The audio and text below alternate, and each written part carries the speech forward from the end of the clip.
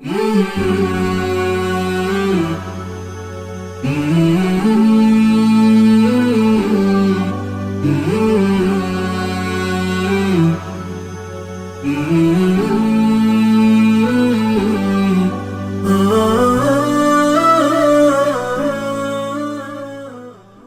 کانال تلویزیونی ندای حق خوش آمدید. اگر تا کنون عضو کانال ما نشده اید لطفاً کانال ما را سابسکرایب نموده و دکمه زنگوله را فشار دهید تا از جدیدترین ویدیوهای جالب ما مطلع گردید.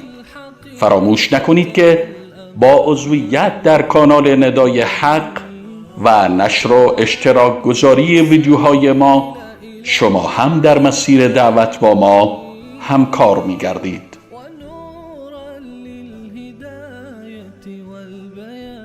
ندای حق، ندای توحید و حقیقت.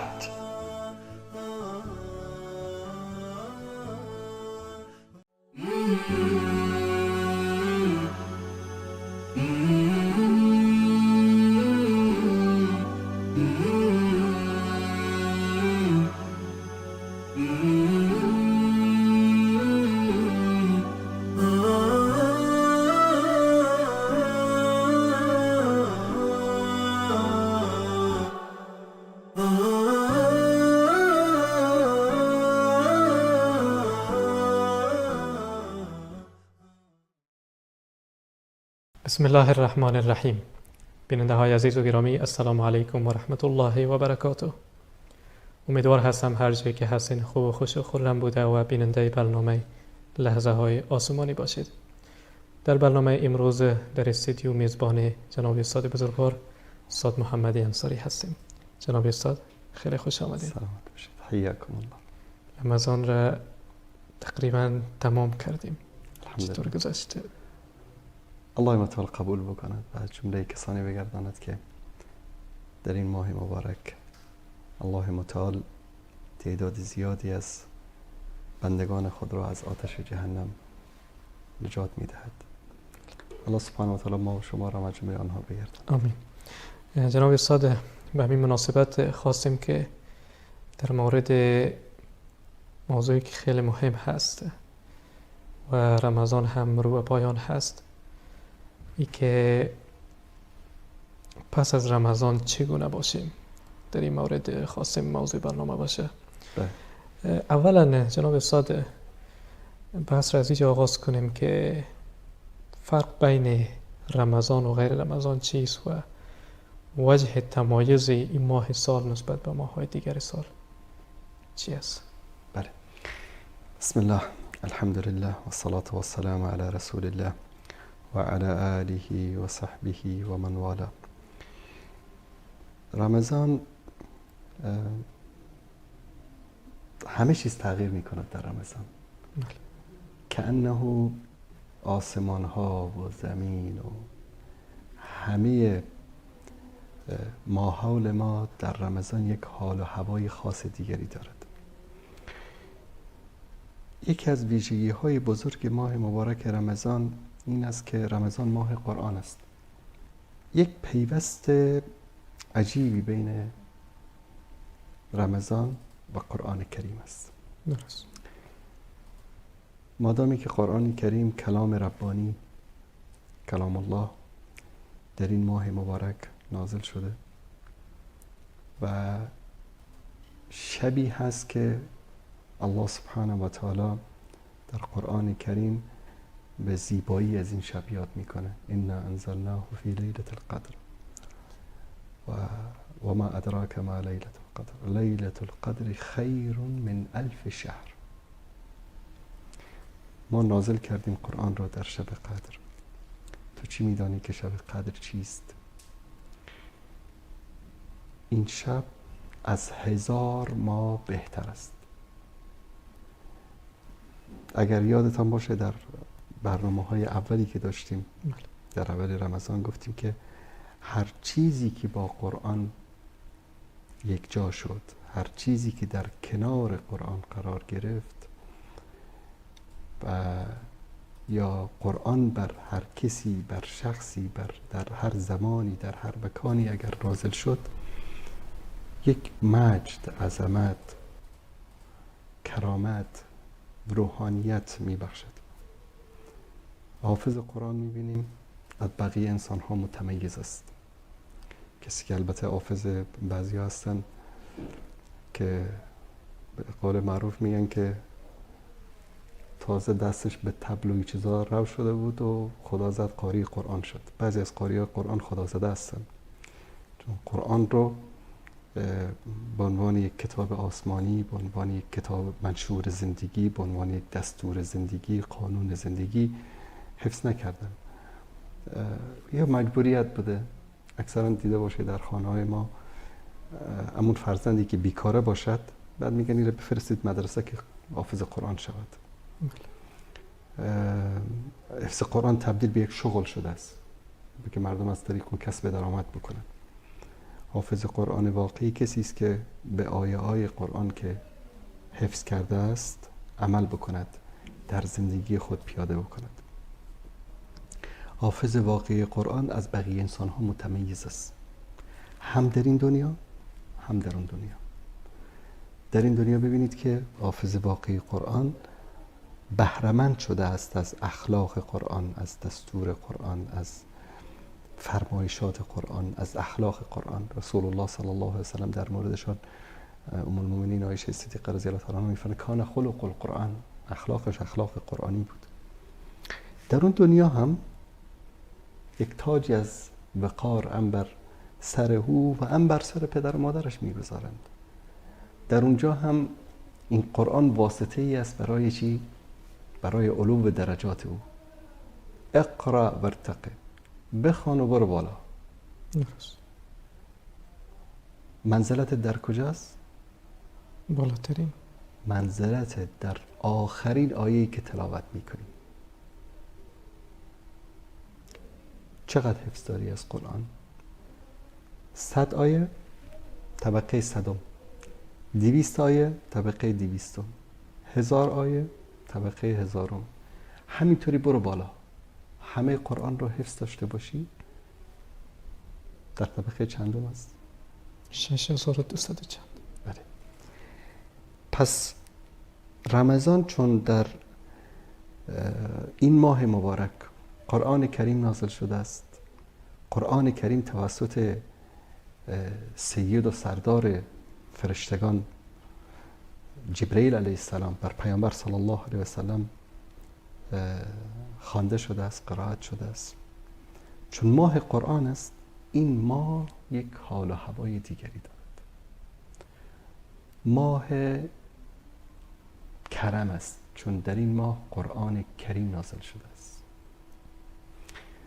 ماهی پر از عظمت است، چون در این ماه قرآن عظیم نازل شده است. ماهی است که دارای مجد و عظمت و تاریخ است برای مسلمان ها. اکثر فتوحات و غزواتی که تاریخ ساز و سرنوشت ساز بودند و مجد و عظمت برای اسلام و مسلمان ها آوردن در ماه مبارک رمضان بود، چون که در این ماه قرآن مجید نازل شده است. پس رمضان ماه مجید است، ماه عظیم است، ماه کریم است و این کرامت و عظمت و مجد این ماه طبیعتاً بر روی انسان ها، حجر و شجر و همه کائنات تاثیر میکند. اصلا صبح رمضان وقتی شما از خانه بیرون میشید، خدا کنه در اروپا باشید، در امریکا باشید، در هر کشوری باشید، اصلا این حال هوای این اتمسفر زمین هم یک جور دیگری است. انسان در رمضان از همه چیز لذت میبرد، از خوابش، از افطارش، از نمازش، از قرائت قرآنش، از مواعظ و صحبت‌های دینی. اصلا قبل از برنامه خودتون ذکر کردید که حتی فیسبوک و توییتر و اینستاگرام و تلگرام و تیک تاک هم تغییر کرده است. خیلی از مواد به اصطلاح زشت و خلاف اخلاقی که البته هست، نه این بگیم که کاملا نیست، اما خیلی کم شده است. چون طبیعتا این تاثیر رمضان حتی بر روی همان انسان‌هایی که روزه نمیگیرن و اهل معصیت و گناه هستن، روی اونها هم تاثیر میگذاره. حداقلش این است که در این ماه یک کمی کم به این چیزا میپردازن، خودشون را کنترل میکنن، یا حتی شاید خجالت بکشن که حتی در اماکن عمومی، در پیش مردم یا در خانه یا در پیش دوستانشون بعضی از منکراتی رو که چون طبیعت انسان، فطرت انسان، فطرتی که الله سبحانه و تعالی انسان رو ساخته، انسان وقتی گناه و معصیت بکنه احساس ناآرامی روحی به انسان دست میده و وقتی که اعمال نیک و شایسته انجام بده انسان یک آرامش حفظ میکنه. این آرامشی که الله سبحانه و تعالی به ما میده به خاطر چی است؟ چون در فطرت ما اطاعت از اوامر الله سبحانه و تعالی است، چون در فطرت ما انجام کارهای نیک و شایسته است. پس این ماه مبارک رمضان یکی از ماهایی است که ما رو به مرتبه تقوا و پرهیزگاری میرساند. در اولین برنامه‌ای که داشتیم در لحظه‌های آسمانی گفتیم که الله سبحانه و تعالی می‌فرماید که ما روزه را بر شما فرض کردیم. کتب علیکم الصیام کما کتب علی الذین من قبلکم لعلکم تتقون. یعنی این ماه متقی سازی است. این ماه مدرسه تقواست. این ماه انسان رو چیکار میکنه؟ به اون مرتبه و به اون شرفی که تقوا نام دارد میرساند. حالا تقوا چیزی نیست که شما برید از بازار بخرید. تقوا رو نمیشه با پول خرید، با رشوت، با واسطه به دست آورد. تقوا رو انسان به وسیله عبادت، به وسیله تزکیه نفس میتواند به دست بیاورد.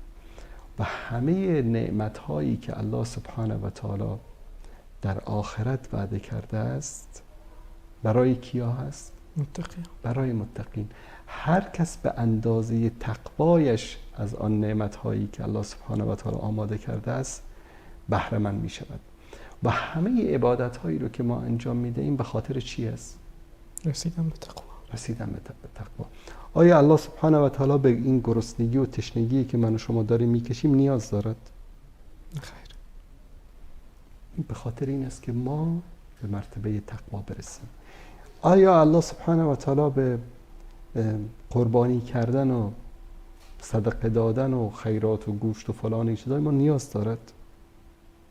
لا ینال الله لحومها ولا دماؤها ولکن ینالها تقوا.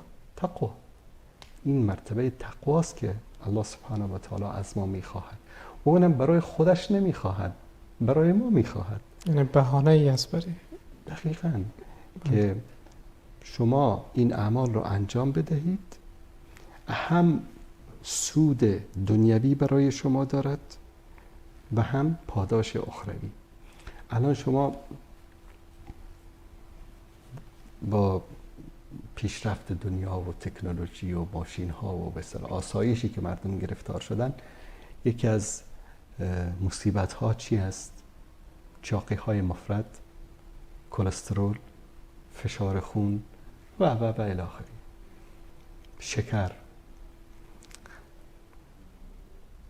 پردرآمدترین شغلم شغل کیا هست؟ متخصصین رژیم غذایی. حالا در هر بیمارستان برید، قبلا نبود نه؟ حالا در هر بیمارستان برید، پیش دکتر داخله میرید، بعد از یک تست خون میگه که برو پیش متخصص چی؟ تغذیه. به خاطر چی؟ به خاطری که یک لیستی به شما بده که این غذا رو بخوری، غذا رو نخور. بلا استثناء همه این متخصصین شما رو نصیحت میکنن به چی؟ پرهیز. یک ساعاتی رو در روز میگه غذا نخورید. قبلا تا چند سال پیش به ما میگفتن که صبحانه مفصل بخورید. صبحانه رو نمیدونم با دوستت بخور و نهار رو با فلان بخور، شام رو با دشمنت بخور. میگفتن که صبحانه بخورید، فول صبحانه بخورید، همه چیز. الان جدیدن به این نتیجه رسیدن که نه، همین صبحانه نخوردن و تأخیر انداختن صبحانه تا ظهر که به نام صوم المتقطع در عربی هست، روزه وقفه دار، این رو به تأخیر انداختنش تا ظهر فواید صحی یا پزشکی بزرگی برای انسان داشته است. متخصص تغذیه به شما میگه که مثلا آب درمانی بکنید خودتان رو. مثلا صبح تا شب چیزی نخورید، فقط آب بنوشید. بعضیایی که مثلا دچار بعضی از انواع سرطان ها و غده ها و بیماری های کبد و این چیزا هستن، خاصن کبد چرب مثلا، دکترها چی میگن؟ روزه بگیرید. البته نمیخوان اسمش رو روزه بگذارن که حالا به اسلام و به دین و به این چیزا مرتبط بشه. میگه از صبح تا شب چیزی نخورید و بعدم که چیزی خوردید غذای بسیار خفیف و اندکی بخورید، سبزیجات و این چیزا بخورید. همین روزه رو الله سبحانه و تعالی میگه که سال یک بار تو این روزه رو بگیر، دستگاه گوارش تو تمیز میشود، سموم و زهرهایی که در بدن تو جمع شده است، تراکم یافته است، اینا از بین میرود. همه وجود تو دوباره مثل کامپیوتر رو که ریستارت میکنن، رفرش میشود، ریستارت میشود. فایدهش به کی میرسه؟ خود انسان. تندرستی و صحتمندی به خود انسان. اجداد ما، پدر بزرگای ما چقدر انسانهای سالمی بودن. شاید به یاد داشته باشید، دیده باشید، الان هم الله متعال حفظشون بکنه، هستن کسایی که به سن 80 و 90 رسیدن، فشار خون ندارن، کلسترول ندارن، قند ندارن. چرا؟ چون که ماه رمضان تا هنوزم که هست چنان پایبند روزه هستن، دوشنبه و پنجشنبهشان هرگز جدا نمیشد از زندگیشون. ایام بیض یا روزهایی که 13 و 14 و 15 ماه هست حتما روزه میگرفتن، غذاهای خفیف میخوردن.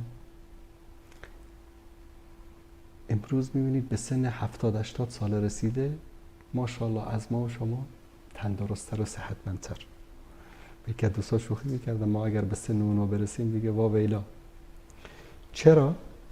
چون که اینا هر سال بدنشون رو به قول شما رفرش میکردن، همه به اصطلاح ستنگ بدنشون دوباره صفر میشد. به خاطر چی؟ پابندی به روزه ماه مبارک رمضان. پس این فواید دنیویش است بی حساب بی شمار. و در آخرت هم یکی از عبادت هایی است که ما دو عبادت مهم داریم که برایش هیچ اجر و پاداشی تعیین نشده. یعنی یک صبر، انما یوفی الصابرون اجرهم بغیر حساب. یکی هم روزه. الصوم لی و انا اجزی به. الله متعال میفرماید که روزه رو به خاطر من گرفته است، چون این دو عبادت خیلی سخت است. صبر کردن خیلی سخت است. به همین دلیل خداوند برایش پاداش تعیین نکرده. میگه اگر حج کردی مانند این است که از مادر به دنیا آمده باشی، اگر که مثلا صدقه دادی اینقدر حسنات میگیری، اگر که جهاد کردی اینقدر حسنات میگیری. اما برای صبر هیچ اجر و پاداشی تعیین نشده است. چرا؟ چون صبر در همه عبادت ها وجود دارد، صبر در مقابل همه معاصی وجود دارد و صبر یکی از مشکل ترین عبادت ها است و جزء بزرگی از روزه ماه مبارک رمضان رو صبر به خودش اختصاص داده است. صبر در مقابل تشنگی، صبر در مقابل گرسنگی، صبر در مقابل این ساعت ها و گرما و سرمای طولانی، صبر در مقابل شهوات مباح، چیزهایی که برای تو حلال است. در ماه رمضان شما صبر میکنید و این رو انجام نمیدید. حرام که دیگه در طول سال حرام است. پس این دو عبادت رو الله متعال میگه که من به شکل خاص و ویژه من خودم پاداشش رو میدهم، کسی کاری نداشته باشد در این مورد. و دری هم در بهشت ساخته هست که به نام باب ریان، که از این باب فقط کیا داخل میشوند؟ روزه داره. انسان‌های روزه دار.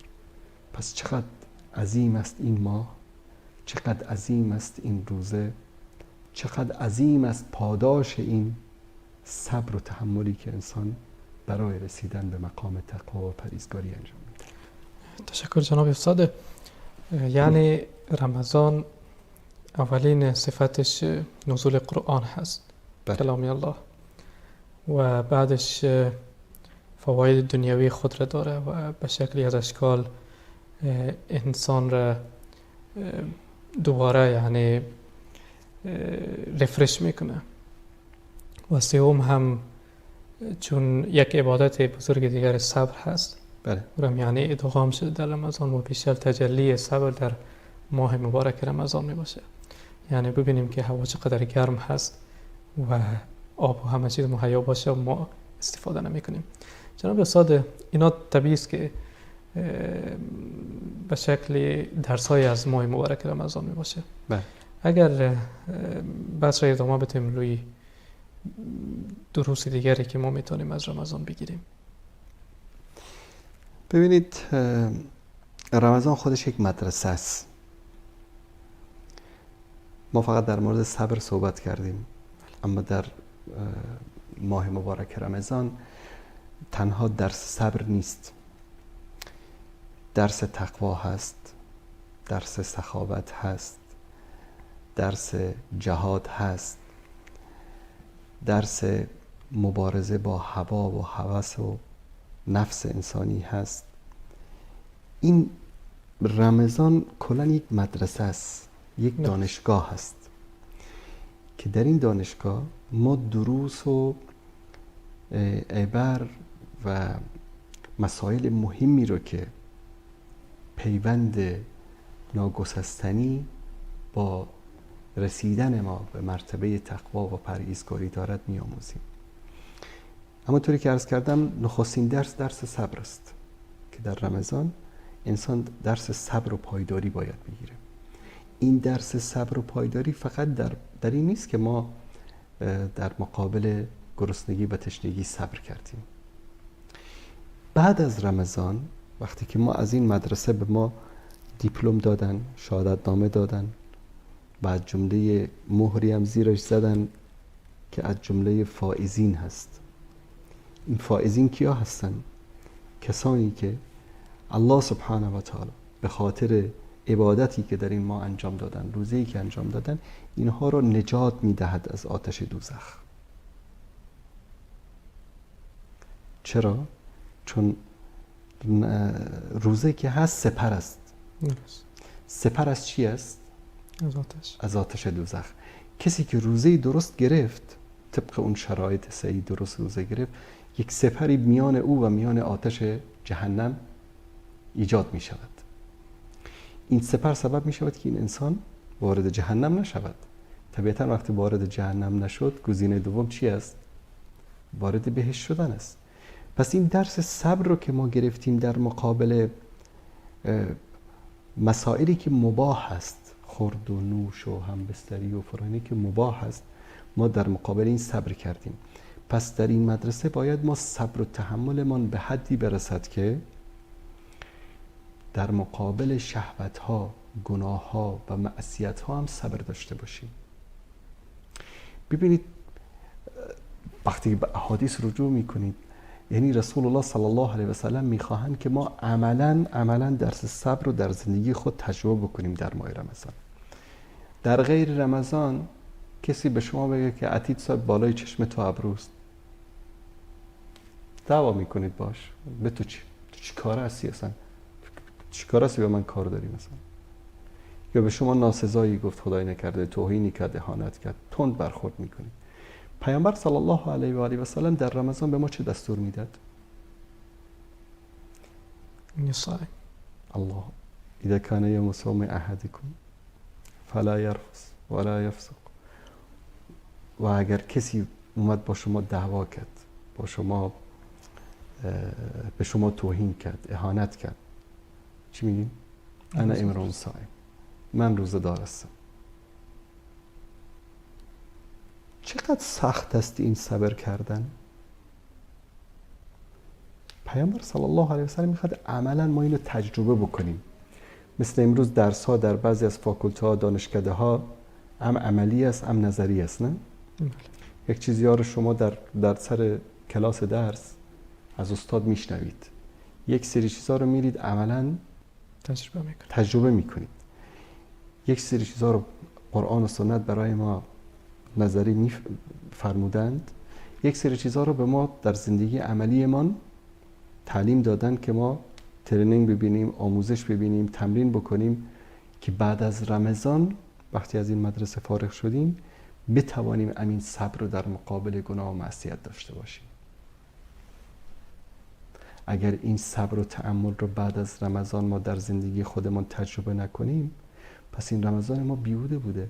ما در این رمضان از جمله شاگردان موفق و کامیاب نبودیم.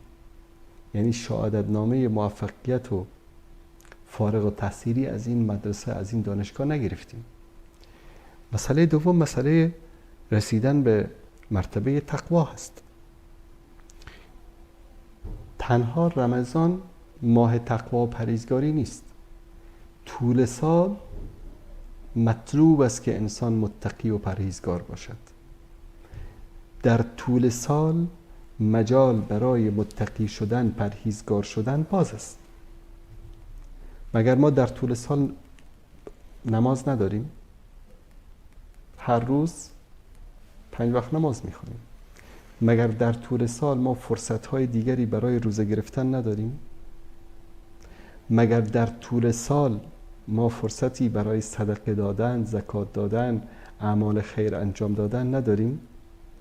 فرق رمضان با بقیه روزهای سال در این است که در رمضان ما این چیزها رو بیشتر تجربه میکنیم، بیشتر انجام میدهیم تا این حداقل به عنوان یک عادت شود برای ما که بعد از رمضان هم همین کارها رو انجام بدهیم. جهاد با نفس، جهاد با هوا و هوس، ما این رو در رمضان به بهترین شکل تجربه کردیم. چطور نفس خودمون رو کنترل بکنیم؟ شما رو با خدا عتیق اگر قبل از رمضان یا بعد از رمضان تشنه می شدید چند دقیقه صبر می کردید؟ یعنی به زودترین فرصت خودم می رساندید دیگه. بیرون می بودید، به نزدیکترین بقاله می رفتید، یک مغازه آب می گرفتید، در دفتر محل کار می بودید، می رفتید یک لیوان آب می نوشید. چطور است که شما این نفستون رو کنترل می کنید، در قبضه خودتون می گیرید، از به اصطلاح تقریبا میشه گفت ساعت 4:30 صبح تا 7:30 شب چیزی در حدود 14 ساعت 15 ساعت این نفستون رو چطور کنترل میکنید؟ تشنه میشید، گرسنه میشید، اما این نفس مگه دلتان نمیخواد آب؟ دلتان نمیخواد غذا؟ چیکار میکنید که این نفس رو کنترل میکنید؟ این جهاد است، نه؟ جهاد با هوا و هوس است، جهاد با نفس است. این جهاد هم با نفس در ماه مبارک رمضان تجلی می کند، هم با کفار در ماه مبارک رمضان تجلی می کند، هم با شیطان در ماه مبارک رمضان تجلی می کند، چه شیاطین جنی و چه شیاطین انسی. پس درس دیگری که ما در ماه رمضان در این مدرسه می گیریم درس جهاد است.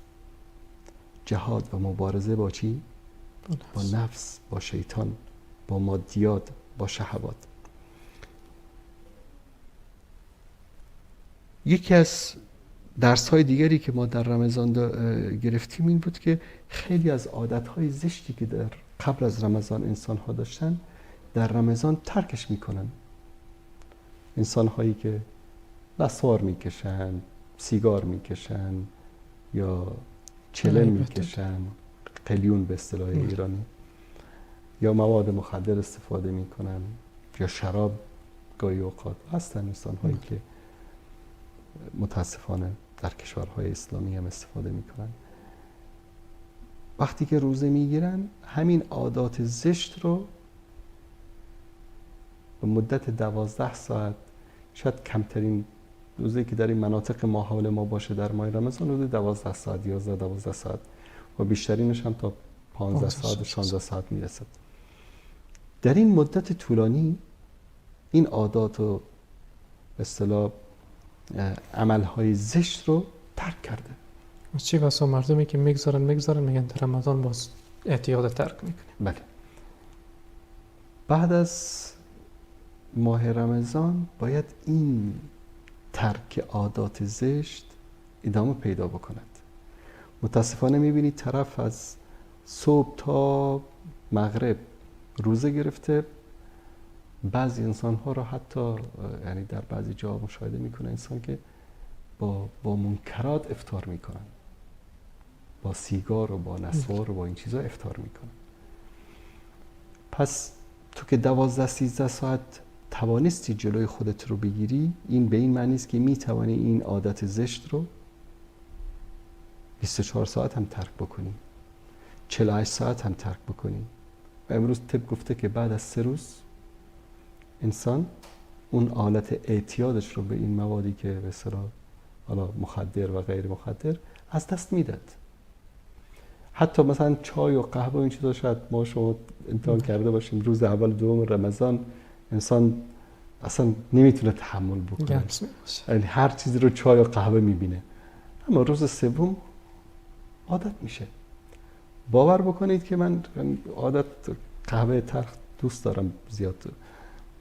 بعد از 3-4 روز اول رمضان الان اصلا اشتهای قهوه نیست، چون که ترک شد، عادت شده بود. بله عادت شده بود. پس ما میتوانیم عادتهای زشتی رو که قبل از رمضان داشتیم در ماه رمضان چیکار بکنیم؟ تمرین بکنیم که اینها رو ترک بکنیم تا بعد از رمضان ترکش برامون آسان باشه. یکی دیگر از مسائلی که خیلی مهم است در این مدرسه ما باید یاد بگیریم این است که رمضان فقط گرسنگی و تشنگی نیست. رسول الله صلی الله علیه و سلم می‌فرمایند که الله سبحانه و تعالی به گرسنگی و تشنگی ما نیاز ندارد. کسی که دروغگویی، شنیدن سخن زشت، چشم چرانی و این اعمال زشت و ناپسند رو ترک نکنه، الله متعال به گرسنگی و تشنگیش نیاز نداره.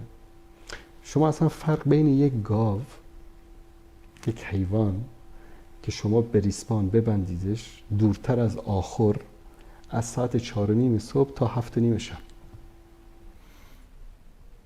و بین یک انسانی که از 4:30 صبح تا 7:30 شب نمازاشو نخونده، خوابیده، بعد از اونم که افطار کرد فسق و فجور و معصیت شروع میشه، از سینما و تلویزیون و فیلم و اینا گرفته تا صبح، بعدش سحری میخوره دوباره میخوابه تا شب.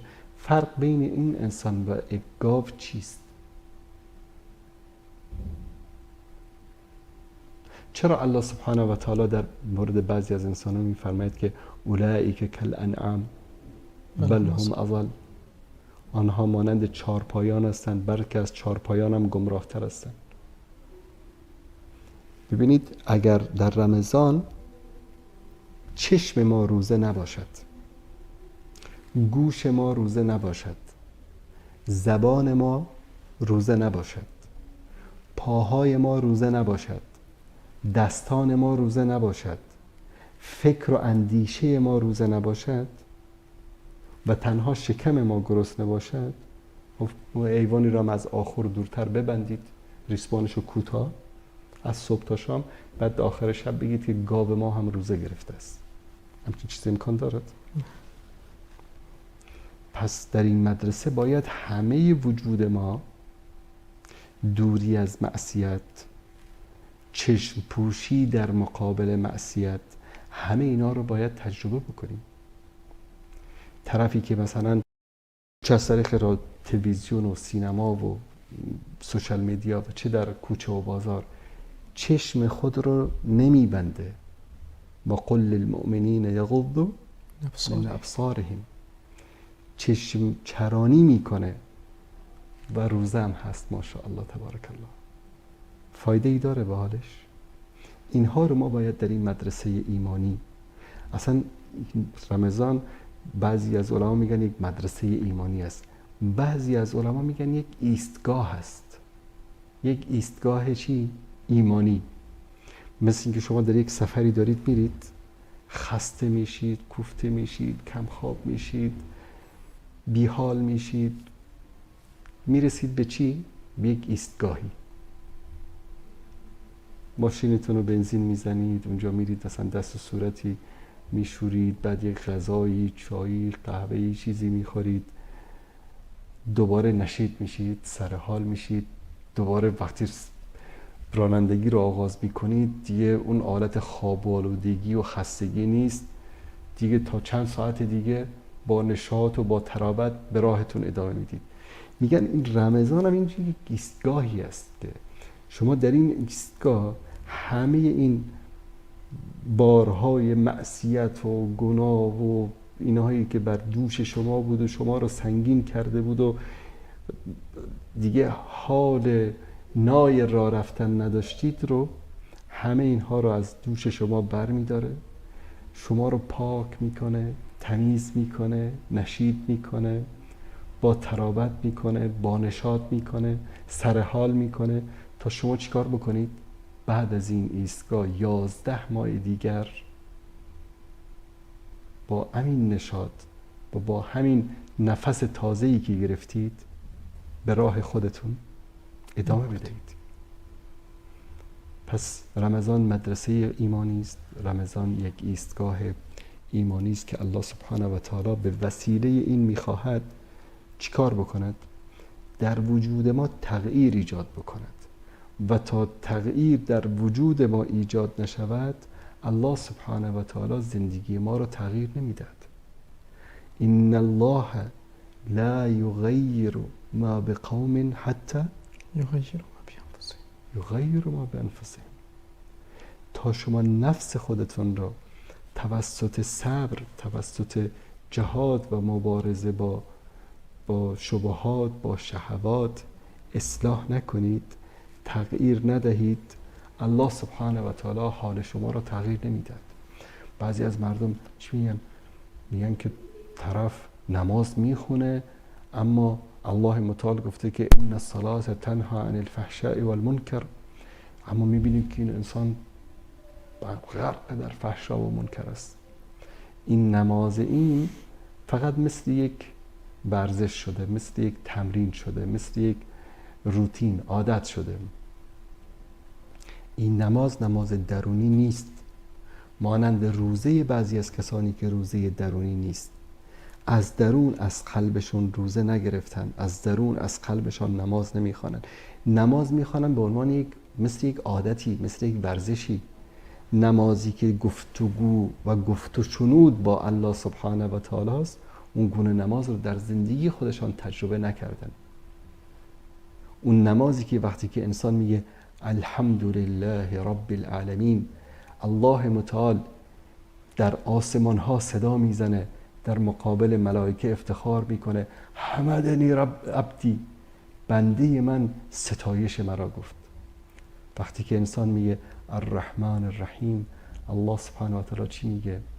مجدنی عبدی، بنده من مرا با مجد و عظمت صدا کرد. وقتی ما احساس بکنیم که این نمازی که میخوانیم، هر آیه‌ای که ما تلاوت میکنیم، الله متعال از بالای 7 آسمان به ما پاسخ میدهد. آیا از این نماز لذت میبریم یا نمیبریم؟ آیا این نماز ما رو تغییر میده یا نمیده؟ آیا این نماز ما رو از فحشا و منکر باز میداره یا نه؟ اما چی است؟ بسم الله الرحمن الرحیم. دیدید که بعضی کلیپ های نمازهایی که میخوانن الله اکبر الله اکبر الله اکبر الله اکبر، مثل مرغی که دانه بچیند. بعدش هم نماز که تمام شد، به قول مردم همون آش است و همون کاس است. بله جناب استاد، در همین اواخر جالب است یکی از کلیپ هایی که تلاوت قرآن کریم است و در وطنهای ما و شما قرآن کریم که همین قسمی که خودتان اشاره کردین بله. طوری میخوانین که هیچ کس نمیفهمه، همینطور با یک طریقی که اصلا نه با اصول با معیار هیچ چیز برابری نمیکنه، حفظ و قرائت. خلاصه ای آدم تلاوت میکنه، نماز میخونه و اشته است که ماشاءالله چه یک تلاوت عالیه، در حالی که تلاوت هایی که با اصول و با ضوابط و با معیاراست او را به نظر من فکر کنم به یک شکلی میخوان که با حاشیه برانن و وارد متن قرائت های وطنی خودمون بیارن. دقیقاً. ببینید ما چرا تأثیر نمیگذارد بر ما؟ مثلا در سوره مؤمنین است که الله سبحانه و تعالی در مورد مؤمنین چی میفرماید؟ اذا تلیت علیهم آیاتنا زادتهم. و در جای دیگه میگه وجلت قلوبهم. وجلت قلوبهم یعنی چی؟ یعنی قلبهایشان به لرزه می درآید، قلبهایشان باز می شود برای استقبال ایمان و تقوا و پرهیزکاری. چرا سلف صالح ما قرآن می خواندن لذت می بردن؟ چون من بعد از اینکه این حدیث رو برای اولین بار شاید کلاس 5-6 بودم که این حدیث رو در یک مجلسی از علما شنیدم که وقتی که ما هر چیزی که میخوانیم در نماز، خاصا در سوره حمد، الله سبحانه و تعالی پاسخ میدهد. مثلا میگیم ایاک نعبد و ایاک نستعین، الله سبحانه و تعالی چی میگه؟ میگه هذا بینی و بین عبدی ولعبدی ما سأل، این بین من و بین بندم هست و بندم هر چه که از من میخواهد بخواهد. بعد از اون دعا شروع میشه، نه؟ اهدنا الصراط المستقیم صراط الذین انعمت علیهم غیر المغضوب علیهم ولا الضالین. بعد از اون دعا میکنیم. بعد از اون گاهی اوقات باور کنید یعنی در شروع احساس میکردم که یک آیه رو بخوانم که انه منتظر هستم که الله سبحانه و تعالی جواب بدهد. این احساس رو اگر ما در خودمان زنده بکنیم که هر آیه‌ای رو که ما میخوانیم الله میشنود، ملائکه میشنوند، جنهایی که در اطراف ما هستند، مخلوقات دیگر میشنوند، بعد این گونه تمسخر میکنیم با قرآن. فقط آیه اول رو و آیه آخر رو شما متوجه میشید که چی میگن، به غیر از اون یعنی چی؟ این تمسخر با قرآن است، این تمسخر با دین است، این تمسخر با شعائر الله است، این قدر نشناسی است. الله متعال میفرماید که و ما قدر الله حق قدره، قدر الله سبحانه و تعالی رو نشناختن بدتر از این میشه. و من یعظم شعائر الله فانها من تقوى القلوب. این تعظیم شعائر الله هست که ما باید کتاب الله را آنطوری که خودش دستور داده و رتل القرآن ترتیل. کجاست ترتیل در این تلاوت هایی که ما میشنویم در تراویح در این مساجد؟ و این وظیفه وزارت شؤون اسلامی است، وظیفه علما است، وظیفه حکام است، وظیفه ولی امر مسلمین در هر کشور است که از این گونه تمسخر با آیات قرآن، با کتاب الله جلوگیری بکنن، وگرنه در پیشگاه الله سبحانه و تعالی مسئول هستند. ابی الله و آیاته و رسوله کنتم تستهزئون لا تعتذروا قد کفرتم بعد ایمانکم. این استهزاء آشکار است با آیات قرآن کریم و این جرمش به اندازه‌ای سخت است که الله متعال میفرماید که لا تعتذروا قد کفرتم بعد ایمانکم. معذرت خواهی نکنید، بهانه نیارید برای خودتون، بعد از اینکه ایمان آورده بودید کافر شدید. الله سبحانه و تعالی ما رو نجات بده. سلامت باشین. خیلی تشکر جناب استاد. اگر اجازهتون باشه یک میان برنامه بگیریم. بیننده های عزیز و گرامی، یک میان برنامه خیلی کوتاه با هم میبینیم، پس از آن دوباره با ادامه موضوع خدمت شما حاضر میشیم. با ما همراه باشید.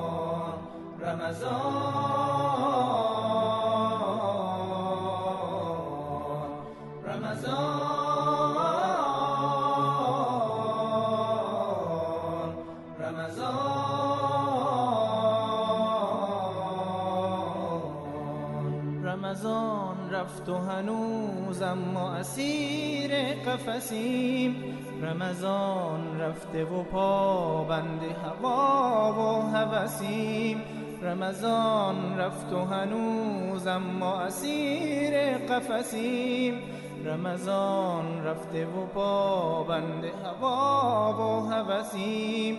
ترسم ای دوست که با این همه آفات و گناه دست آخر به سر منزل مقصود نرسیم.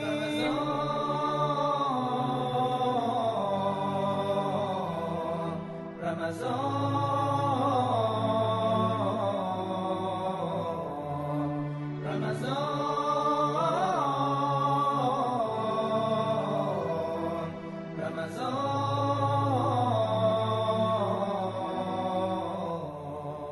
رمضان رفته و ما مانده هنوز، غافل از لطف خدا محو تماشای خسیم.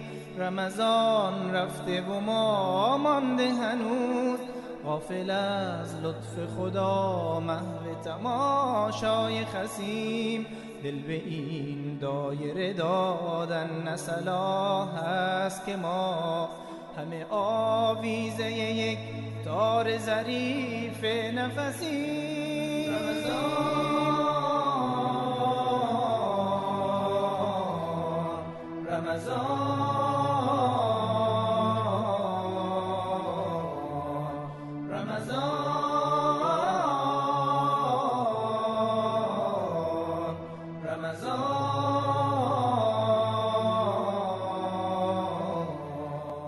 بیا با خوبان باش بر سفره قرآن، با میوه ایمان نوش از دل و جان. سرت رو بالا بگیر چون که مسلمانی، در دنیا میهمانی، فرزند قرآن، فرزند قرآن.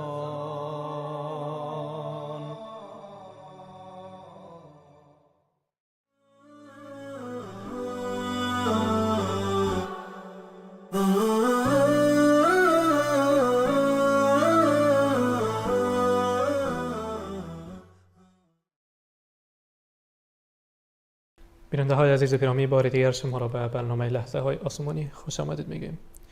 جناب استاد، در مورد از که پس از رمضان چگونه باشیم و یکی درسایی که در رمضان گرفتیم چی بوده صحبت کردیم.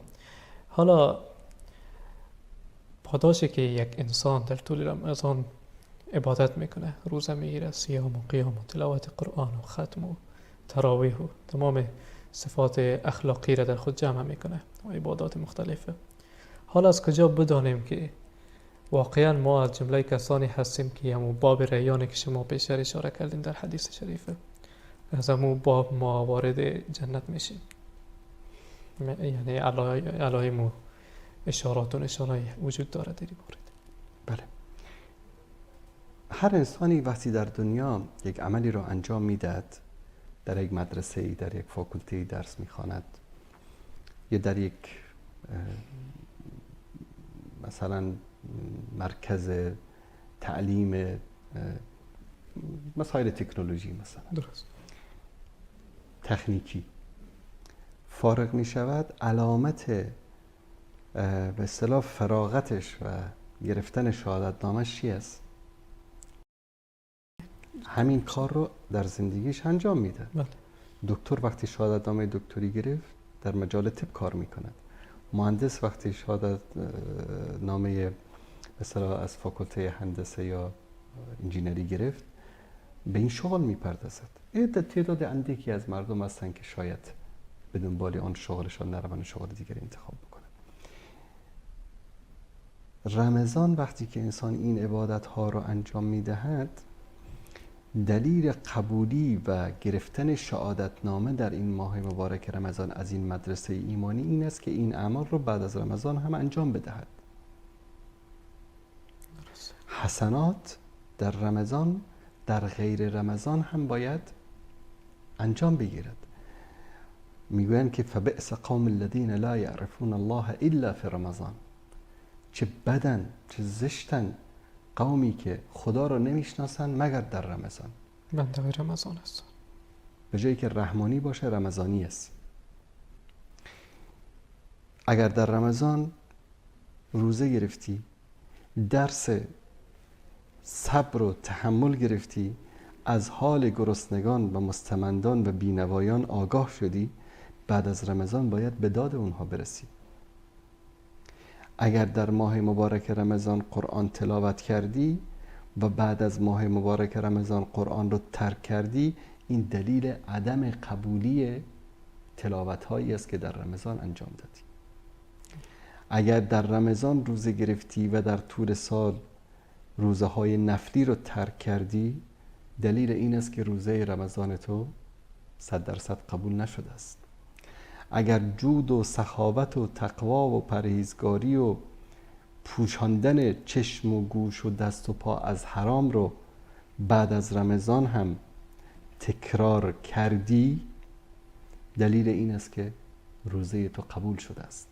اگر نه، بعد از رمضان همون فاسق و فاجری که بودی، به قول معروف میگن خر عیسی گرش به مکه برند چون بیاید همان خر باشد. بعضی از انسان ها اینطوری هستند. رمضان میاد رمضان میره، این همان خر عیسی است. مکه میره از مکه میاد، همان خر عیسی است. هیچ تغییری در او ایجاد نمی شود. وقتی که تغییر بعد از عبادت در وجود خودتان احساس نکردید، این به این معنی است که شما در این مدرسه ناکام شدید و این عبادت ها مورد قبول درگاه حق نگردیده است. یعنی نتیجه نداره. نتیجه نگرفت. ثانیاً انسان بعد از هر عبادت یک انشراح صدری رو احساس میکنه. اگر بعد از روز این انشراح صدر رو در خودتون احساس نکردید، چون که الله سبحانه و تعالی میفرماید الا بذکر الله تطمئن القلوب. وقتی این اطمینان و انشراح صدر رو در خودتان احساس نکردید، بدانید که این عبادت مورد قبول واقع نشده است. صحابه بعد از ماه رمضان 6 ماه چی دعا می‌کردن؟ خداوند قبول بکنه. ترس از عدم قبول یکی از علامات قبول عبادت است. جالب است نه؟ ترس از عدم قبول عبادت یکی از علامات قبول عبادت است در نزد الله سبحانه و تعالی. چون وقتی شما عبادتتون دارید انجام میدید، همیشه از این میترسید که نکنه که الله متعال این عبادت من رو قبول نکنه. به خاطر همون این عبادت رو با چی انجام میدید؟ با اخلاص، با دقت، با در نظر گرفتن همه ارکان و شرایط و مستحبات و سنن و نوافلش. چرا؟ چون میترسید که الله متعال قبول نکنه. این خوفی که انسان از عدم قبول عبادت داشته باشد یکی از علامات قبول عبادت است. دلیل دیگری که عبادت ما در نزد الله سبحانه و تعالی قبول شده است این است که در ما یک حالتی مانند یک غیرت دینی در ما ایجاد می شود که در مقابل محارم الله سبحانه و تعالی، در مقابل گناه ها، در مقابل معصیت ها، در مقابل چالش هایی که توسط شهوت ها و شهوتران ها و شیاطین جنی و انسی در فراروی زندگی ما قرار می گیرد، ما حساسیت داشته باشیم و این غیرت و این غضبی که ما در مقابل معاصی و در مقابل گناه ها در وجودمان احساس نکنیم، به معنی این است که عبادت ما قبول نشده است. ثانیاً یک مسئله‌ای که اینجا باید به عنوان یک نصیحت انسان یادآوری بکند، هم خودمان را و هم بینندگان عزیز و گرامی رو، که هیچ وقت انسان نباید مغرور بشه از عبادتش، از روزش، از نمازش. بعضی از انسان‌های متقی و پرهیزگار ظاهری رو ما می‌بینیم که روزه میگیرن و نماز میخوانن و 4 تا عمل خیر انجام میدن، نزدیک است که آسمان را با لگد بزنن. چنان با غرور و تکبر با انسان‌ها برخورد میکنن که انگار بهشت اعلا و فردوس به اینها داده شده است و بقیه همه جهنمی هستند. این غرور است، این تکبر است. غرور و تکبر در پیشگاه هر کسی باشد شاید مورد قبول واقع بشد، اما در پیشگاه کسی که همه این پادشاه ها و تواقیت و امپراتورها و فرعون و آمان و نمرود و شداد و همه اینها همه چی داد میزنن؟ لله الواحد القهار. لله الواحد القهار. هیچ کس در اونجا نمیتونه سر بلند بکنه.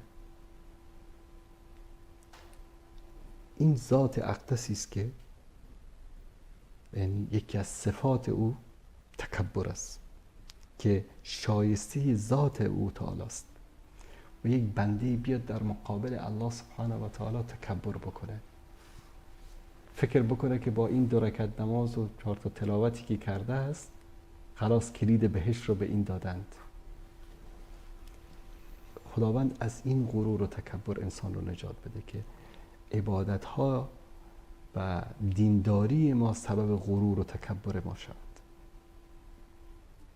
جناب استاد، چون فکر کنم فرصت ما کم مانده، یک موضوعی که خیلی مهم هست است که شما در اول اشاره کردین که در هر عبادت اخلاص چیزی اساسی و مهم هست و رمضان هم روزه هم نتیجهش باید لعلکم تتقون، یعنی انسان باید به تقوا برسه.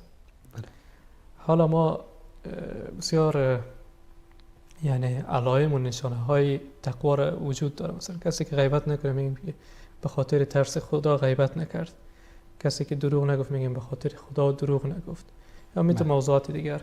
نماز میخونه به خاطری که به تقوای الهی برسه یا متقی هست نماز میخونه. حالا بحث روی نماز آمد. نماز و روزه یعنی از 2 رکن اساسی اسلام هستن. موضوعی که مطرح میشه ایست که به نظر من یک فتنه، یک بلای در بین جوانا شیوع پیدا کرده که میگن اگر روزه بگیریم نماز نخوانده باشیم آیا ما هم جزء کسایی به اصطلاح حساب میشیم که از باب ریان وارد جنت میشیم؟ و کسی که نماز خوانده شب و روزش نماز سپری شده در طول ماه مبارک رمضان، فرایض و مستحبات و نفل، اینا هم از اون جنت وارد شدن. این قسم عدالت الهی چه قسم میشه؟ برادر عزیز، هر عبادتی از جایگاه ویژه و خاص خود برخوردار است. هر عبادتی جایگاه ویژه و خاص خودش رو داره. نماز جایگاه خاص خودش رو داره، روزه، زکات، حج، صدقه، جهاد، هر کدام اینها جایگاه خاص خودش رو داره. اما یکی از عبادت ها هست که از همه مهمتر است و این عبادت شعار اسلام است.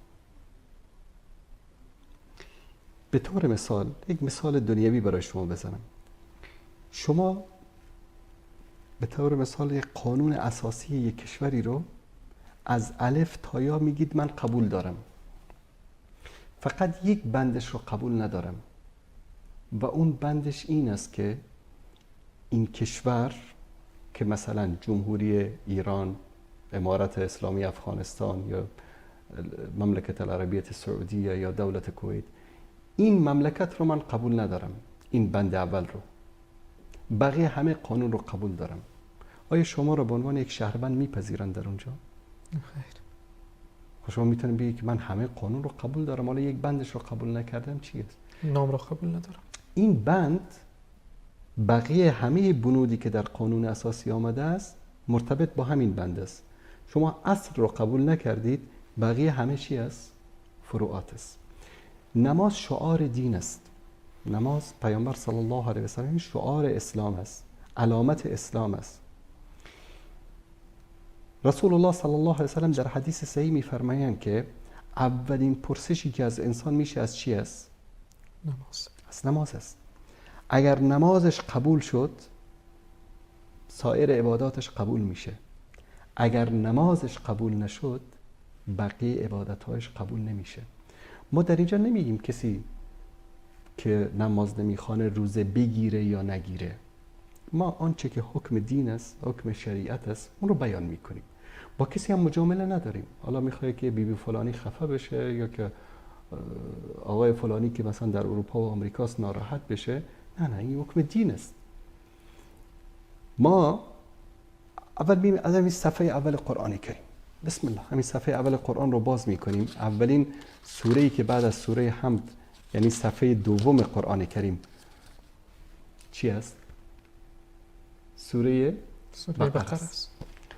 الله سبحانه و تعالی میفرماید که الف لام میم ذلک الکتاب لا ریب فیه، کتابی است که هیچ شک و شبهه‌ای در او نیست. هدی للمتقین، هدایت است برای کی؟ متقین. الان این متقینی که ما گفتیم در یکی از برنامه‌ها جنت ارض السماوات والارض اعدت للمتقین، جنت برای متقین آماده شده، برای غیر متقین نیست. صفات متقین چی است؟ در ادامه میگه که اعدت هدی للمتقین الذين يؤمنون بالغیب، کسانی که به غیب ایمان دارن. ایمان به الله جز غیبیات است، ما الله رو ندیدیم، ایمان داریم. بهشت و دوزخ جز غیبیات است، ما ایمان داریم. رسول الله صلی الله علیه و سلم برای نسل ما، برای ما جز غیبیات است، ما ندیدیم. به همه اینا ایمان داریم. بعد از اون چی میگه؟ مستقیما بعد از اون و یقیمون الصلاة و مما رزقناهم ینفقون، نماز را برپا می‌دارند. وقتی که ایمان آوردی، مستقیما دومین کاری که انجام میدید و این نمونه آیات در قرآن کریم بیشمار است که به الله سبحانه و تعالی ایمان می‌آورند و نماز را برپا می‌دارند و زکات را می‌پردازند. وقتی که بعد از ایمان مهمترین مسئله چی است؟ و یقیمون الصلاة و مما رزقناهم ینفقون، نماز برپا می‌دارند و در راه الله سبحانه و تعالی نفقه میدن. والذین یؤمنون بما انزل الیک و ما انزل من قبلک و بالآخرة هم یوقنون، کسانی که به آنچه که بر تو نازل شده قرآن کریم و دیگر کتاب‌های آسمانی ایمان دارند و به روز آخرت هم یقین دارند. اولئک علی هدی من ربهم و اولئک هم المفلحون، اینها هستند که انسان‌های هدایت یافته هستند و اینها هستند که انسان‌های رستگار هستند. اگر وقت برنامه کم نمی بود میتونستیم که صدها آیه از قرآن کریم در مورد اهمیت نماز و جایگاه نماز که بعد از ایمان مهمترین رکن است و رسول الله صلی الله علیه و سلم فرمودند که نماز قبول شد بقیه عبادت ها قبول میشه، نماز قبول نشد بقیه عبادت ها قبول نمیشه. ترک نماز، مجرد ترک نماز، اینکه کسی که نماز رو قبول نداشته باشه، اینکه با این حرفی نداریم در کفرش هیچ شک و شبهه‌ای نیست. کسی که بگه که من نماز رو قبول ندارم، مجرد ترک نماز انسان رو کافر میکنه. انسان که کافر شد هیچ عبادت دیگری از انسان کافر قبول نمیشه. یک کسی بیاد حج بکنه، روزه بگیره، نمیدونم زکات بده، نصف کره زمین رو هم خیرات و صدقات بده، اما کافر باشه، آیا این انسان وارد جنت میشه؟ وارد بهشت میشه؟ نمیشه. با کسی مجامله که نداریم. نه، رسول الله صلی الله علیه و آله و سلم میفرمایند که ما بین رجل و الکفر و الشرک ترک الصلاة. نگفتن که عدم الایمان بالصلاة او عدم قبول الصلاة، ترک الصلاة، ترک کردنش. فمن ترکها فقط کفر، کسی که ترک کرد کافر میشه. العهد الذي بيننا و بینهم الصلاة. عهدی که بین ما و بین کفار و مشرکین هست چی است؟ نماز است. نماز است. فمن ترکها فقط کفر. فقط کفر. کسی که ترک کرد کافر شده است. بین الرجل و الشرک و الکفر ترک الصلاة. بین انسان و بین کفر و شرک یک حدی است. این حد چی است؟ نماز است. نماز است. کسی که ترک بکند کافر است. در آیه دیگری الله سبحانه و تعالی می‌فرماید ما سلککم فی سقر قالوا لم نکن من المصلین. لم نکن من المصلین. چیزی شما را به قعر جهنم انداخت، یعنی به انتهای عذاب و مصیبت جنت شما را، قعر جهنم. چی شد که اینجا اسم منطقه است اسمش سقر؟ چی شد که شما وارد این منطقه شدید؟ نگفتن که کنا من الکفار کنا من المنافقین، قالوا لم نکن من المصلین، ما از جمله نمازگزاران نبودیم. آیه دیگری الله سبحانه و تعالی می‌فرماید فویل للمصلین، وای به حال نمازگزاران، الذین هم عن صلاتهم ساهون، کسانی که در نماز خود سهلنگار هستند. ویل در قرآن در هر جایی که آمده به معنی چی است؟ دوزخ است. دوزخ، آتش جهنم. وای یعنی دوزخ و عذاب جهنم به حال کسی که چی کرده؟ سهلنگاری میکنه. در نماز سهلنگاری کرده. نگفته ترک کرده، نگفته قبول نکرده، گفته سهلنگاری کرده. پس نماز اصل دین است. کسی که نماز رو ترک بکنه هیچ عبادت دیگری از او قبول نمیشه. حالا بعضیا چی میگن؟ حالا میگن که والله بیایید ما مردم رو چی بگوییم، بذارید مردم روزه بگیرند، حالا اگر نمازم نمیخوانن اشکالی داره؟ بابا دین ما دین مسخره نیست، دین مجامله نیست. فریب نه خودمون رو فریب بدیم نه مردم رو فریب بدیم. نه خیر برادر، نماز نخوندی تو مسلمان نیستی. نماز رو ترک کردی از دایره اسلام خارج شدی. وقتی که نماز رو دوباره شروع کردی دوباره به اسلام برگشتی. به همین دلیل ما عقیده ما این است که کسی که نماز نمیخوانه این انسان مسلمان نیست. حالا بعضیا بیان توجیه بکنن که حالا اگر نماز رو قبول داشت اینطوری است و قبول نداشت اینطوری است. اینا همه توجیهاتی است که باطل است، خلاف قرآن و سنت است. قرآن و سنت صریح میگه در این مورد کسی که نماز رو ترک میکنه مسلمان نیست، کافر است. روزه میگیره، بله برای صحتمندیش خوب است بگیره، برای تندرستیش خوب است، هیچ مشکلی نداره. اما امید پاداش الله سبحانه و تعالی داشته باشه نه. کسی که روزه رو بگیره و نماز رو نخونه این روزش قابل قبول نیست. مانند کسی است که نماز نخونه حج بکنه، حجش قبول نیست بدون مجامله. کسی نماز نخونه صدقه و زکات بده، قبول نیست. چرا؟ چون الله سبحانه و تعالی عبادت رو از کی قبول میکنه؟ از متقیان. از متقین قبول میکنه. انما یتقبل الله من المتقین. من المتقین.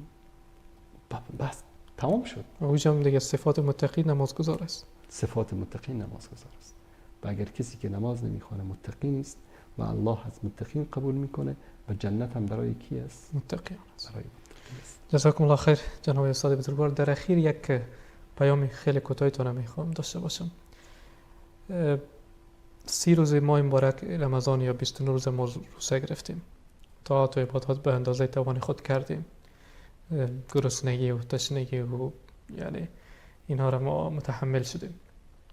بعدش در اولین روز عید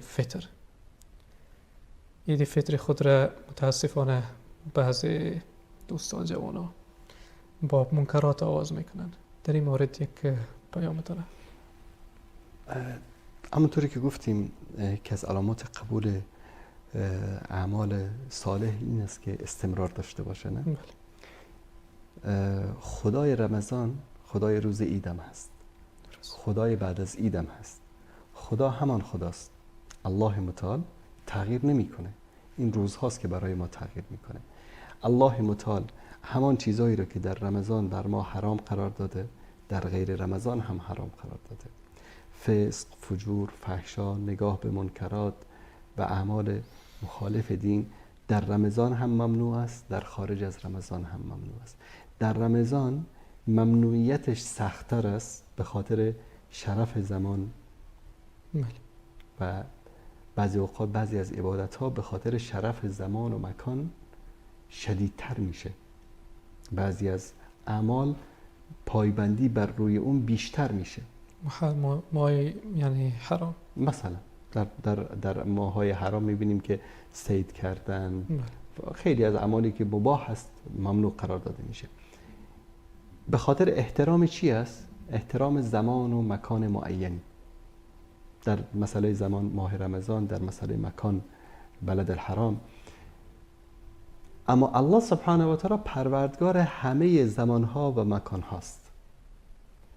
یعنی اینکه جرم در رمضان و خارج از رمضان جزای او، سزای او فرق نمیکنه.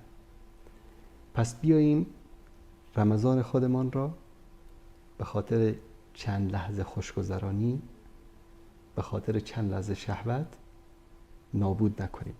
دین ما دین این نیست که شما خلاص روز عیدم ابوسن قمطری را گوشه خونه بشین و خلاص. نه، شادی بکن، بگرد، دید و بازدید، شوخی بکن، مزاح بکن، بازی های مباح را انجام بده، به گردش برو، سیاحت برو، اما منکرات را انجام نده که الله سبحانه و تعالی نشه که به خاطر این منکرات تو اون زحماتی که کشیدی رو چیکار بکنه؟ نابود بکنه. یک موضوع دیگر رو با اجازه شما اگر چون ذهن من رو خیلی مشغول کرده بود در طول ماه مبارک رمضان و دوست داشتیم یک برنامه فقهی داشته باشیم، پرسش و پاسخ که این مسائل پاسخ داده بشه، اما متاسفانه همچین فرصتی میسر نشد. خیلی از خواهران پیام فرستادن و در این مورد استفسار کردن و من به طور شخصی جواب دادم به این عزیزان. اما چون حالا روزهای آخر رمضان هست، اما این موضوع بعد از رمضان هم یکی دو ماه بعد دوباره به سر زبان ها می افتد و مجبور میشن بعضی ها این کار رو انجام بدن. دوست دارم که این رو به شکل مختصر در اینجا بیان بکنم و اون استفاده کردن از قرص های ضد پریود یا عادت معانه است که متاسفانه بعضی از علما بدون علم فتوا دادن و بعضی از دعوتگران و بعضی از کسانی که در رسانه ها فعال هستند این فتوا رو تکرار کردن برای مردم که بله، استفاده کردن از قرص هایی که مانع از خونریزی و عادت معانه و پریود در ماه رمضان می شود اشکال شرعی ندارد، روزه شما صحیح است. بعد از رمضان در موقع حج هم همین قرص ها رو بعضی از خواهرانی که به سفر حج میرن استفاده میکنن تا که دچار این عادت ماهانه در ایام حج نشن. یک مفتی وقتی که در یکی از مسائل روز فتوا صادر میکنه که در قرآن و سنت نیامده، قضیه این قرص ها جدیدن قرص ها درست شده و در قرآن و سنت ذکر نشده، در مذاهب علما هم ذکر نشده. حکم استفاده از این قرص ها رو وقتی کسی میخواد فتوا بده، اولا بر او لازم است که با یک طبیب، با یک دکتر، با یک پزشک مشوره بکنه. ما علمای ما، دعوتگران ما یکی از اون غرور و تکبرشان باید بیان پایین. عیبی نیست که زنگ بزنی به یک دکتر، اون متخصص است در مجالی که تو جاهل هستی. ای عالم دین، ای جناب مفتی، در طب تو جاهل هستی، در هندسه تو جاهل هستی. درست است در علم دین تو سواد دینی داری، اما او اگر در علم دین جاهل است، در علوم عصری و طبی و دنیوی عالم است. پس از او باید بپرسی که جناب دکتر، این قرصی که میگن که از عادت ماهانه جلوگیری میکنه یا از پریود جلوگیری میکنه، این قرص چه عوارض جانبی داره، چه ضررهایی داره. آیا من به کسانی که از من میپرسن استفاده کردن از این قرص رو جایز بگم یا ناجایز؟ آیا این قرص واقعا از عادت ماهانه جلوگیری میکنه یا نه فقط خونریزی رو متوقف میکنه؟ همه این سوالات رو باید این عالم دین، این مفتی، این دعوتگر از یک دکتر متخصص بپرسه و بعد از اون فتوا بده. علما، اطباء، پزشکان متخصص میگن که این قرص ها یک سری تغییرات هورمونی رو در بدن زن ایجاد میکنه و به معنی این نیست که عادت ماهانه رو متوقف میکنه. چیکار میکنه؟ این رو مانند این که شما مثلا یک جوی آبی هست، یک سدی رو در جلوی اون قرار بدید، این آب در پشت این سد جمع بشه. استفاده از این قرص ها، من ضررهاشو چون وقت برنامه به پایان رسیده مختصر میگم. سکته مغزی، سبب مرگ و میر می شود. این قرص ها سبب سکته مغزی می شود، سبب اختلالات روحی و روانی تا به سرحد دیوانگی، استرس و بعضی از مشکلات روانی برای خانم ها ایجاد می کند. اینا از جمله یعنی و خونریزی شدید که منجر به مرگ می شود. این از مشکلاتی است که مشکلات بزرگی است که ایجاد می کند. سردرد و سرگیجه و حالت تهوع و استفراغ و بی‌حالی و دیگه حدود 15-16 عارضه جانبی دیگری هم این قرص ها به بار می آورند. الان وقتی جناب مفتی فتوا میداد که به این خانم که تو این قرص رو استفاده بکن، در قرآن و سنت برای این کسانی که مردهایی که سفر هستن، مریض هستن، خانمهایی که مریض هستن، حکم واضح است: فمن کان مریضا او علی سفر فعدة من ایام اخر. بابا جان، الله متعال گفته که اگر زنی عادت ماهانه میشه، نمازش بخشیده میشه، روزش رو قضایی بگیره. حضرت عایشه صدیقه رضی الله تعالی عنها یک روزی پیامبر در ایام حج، در حجة الوداع، بر خیمه ایشان وارد شدن، دیدن داره گریه میکنه. چرا گریه میکنی عایشه؟ گفت یا رسول الله، من دچار عادت ماهانه شدم. پیامبر صلی الله علیه و سلم محبوبه ایشان را نوازش کردن، همسرشان را نوازش کردن، گفتن که اشکالی نداره، هر دختر آدم و حوا دچار این موضوع میشن، ناراحت نباش. الان عادی عبادتاتو انجام بده، فقط طواف نکن، وارد مسجد الحرام نشو و طواف نکن، بقیه عبادتاتو نرمال انجام بده. بعد از اینکه پاک شدی به من خبر بده. بعد از اینکه حضرت عایشه پاک شدن، به پیامبر خبر دادن. پیامبر برادر ایشان عبدالرحمن رو صدا کرد، گفت که خواهرت رو بگیر ببر در منطقه تنعیم، از اونجا دوباره احرام ببنده، بیاد و طواف رو انجام بده، طواف ودا رو، و سلام برن خونه. اونجا در تنعیم تا هنوزم مسجدی به نام چی هست؟ حضرت عایشه. مسجد حضرت عایشه تا هنوزم هست.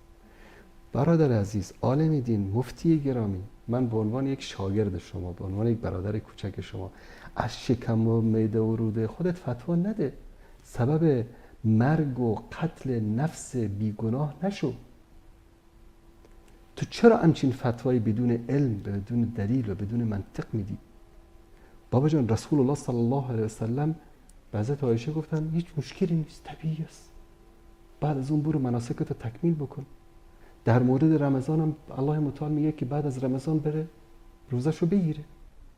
تو چه از پیش خود فتوا میدی که مثلا این قرص رو بخوره؟ این قرصی که تغییرات هورمونی در بدن زن ایجاد میکنه، سبب سکته مغزی، سبب مرگ میشه. زنهایی بودن که با استفاده از این قرص 1 ماه، 40 روز، 45 روز عادت ماهانه نشدن، بعد از اون چنان خونریزی شدید ایجاد شده که مردن، از دنیا رفتن. و من این نمونه های زیادی از این موضوع رو از زبان دکتر متخصص امراض نساء و ولاده باش صحبت کردم و اینو استفسار کردم. این عیب نیست که ما به عنوان یک دعوتگر، به عنوان یک مثلا مرتبط با دین، نمیگم عالم دین، بریم بپرسیم از یک کسی که متخصص است. ضررهایی رو این خانم دکتر برای من ذکر کرد که من تعجب کردم. و چطور این استفاده متاسفانه استفاده میکنن؟ حتی ضررهای این از ضررهای قرصهای جلوگیری از بارداری هم به مراتب بیشتر است. پس عالم ما، دعوتگر ما نباید این گونه فتوای بدون علم و بدون دلیل و منطق بده. اولا. ثانیاً خواهران عزیز و گرامی ما، وقتی که رمضان میاد، حج میاد، هر مناسبتی میاد، این هیچ مشکلی نیست، این هیچ کسر شأنی در شما نیست، هیچ نقصی در دین شما ایجاد نمی کند، هیچ کمی از اجر و پاداش عبادت شما ایجاد نمی کند. بالعکس شما به خاطر این صبر و تحملی که به خاطر این عادت میکشید، اجر و پاداش بیشتر میبرید در نزد الله سبحانه و تعالی. و بعد از پاکی و طهرم برید عبادت رو تکمیل بکنید. یعنی ثوابی که بعدش در قضایی میگیرن عین ثواب رمضان است. عین ثواب رمضان است. چون در همین جای ها چی میکنن؟ عین ثواب رمضان است و تازه بیشتر. درست. به خاطر چی؟ به خاطر که این چند روزی رو که اینها نتونستن روزه گرفتن، در حسرت روزه بودن، در حسرت عبادت ها بودن، همه اینها اجر و پاداش داره. شما وقتی که نیت یک عمل خوبی را انجام میدهید و اون عمل را نمیتوانید انجام بدهید به خاطر مانعی، الله سبحانه و تعالی اجر و پاداش رو به شما میدهد. مانند این که کسی میگن آرزوی شهادت در راه الله سبحانه و تعالی داشته باشد، الله متعال او را به منازل شهدا میرساند، ولو مات علی فراشی، ولو اینکه در بستر خودش بمیرد. پس هیچ جای مثلا ناراحتی و اندوه نیست که خواهران ما بیان بگن که والا دچار این مشکل شدیم، عبادت ما حتما ناقص شد، یا از اجر و پاداش ما بی‌نصیب شدیم. ابداً اجر و پاداش روزه و نماز و اعمال صالحی رو که در این چند روز شما نتوانستید انجام بدهید 100% کامل به بیشتر از اون هم دریافت خواهید کرد. و عزیزان ما، در فتاوایی که به شکلی از اشکال متعلق با علوم عصری باشد یا از مسائلی باشد که جدیداً اتفاق افتاده باشد، سعی کنن که مطالعه بکنن، با اهل تخصص صحبت بکنن. خدای نکرده خون یک زن مسلمانی یا زنهای مسلمانی رو به گردنتان نگیرید. و کسانی که دانسته از این قرص‌ها استفاده میکنن، میدانن که ضرر داره، اینها یک نوع خودکشی است. ولا تلقوا بایدیکم الی التهلکه. خودتون رو به دسته به چی نندازید؟ به تهلکه نندازید. خودتون رو نکشید. ولا تقتلوا انفسکم. خودتون رو نکشید. چون وقتی که شما میدانید که این حتی امکان داره سبب مرگ برای شما بشه و از اون استفاده میکنید، این مانند خودکشی است. خیلی تشکر جناب استاد. سلامت باشید. واقعا موضوع خیلی مهم را اشاره کردین، چرا که بعضی خانم و خواهرها به این فکر هستن که اگر در رمضان ما روزه را نگیریم و بعدش قضا کنیم، یعنی از ثواب و اجر یعنی کم میشه. خیلی تشکر. خوش آمدید. بیننده های عزیز گرامی، به پایان برنامه لحظه های آسمانی رسیدیم. تا دیدار بعد که باز هم خدمت شما البته بعد از عید حاضر میشویم. همه‌تان را به الله بی‌نیاز میسپاریم. اوقاتتان خوش، شاد و موفق باشید.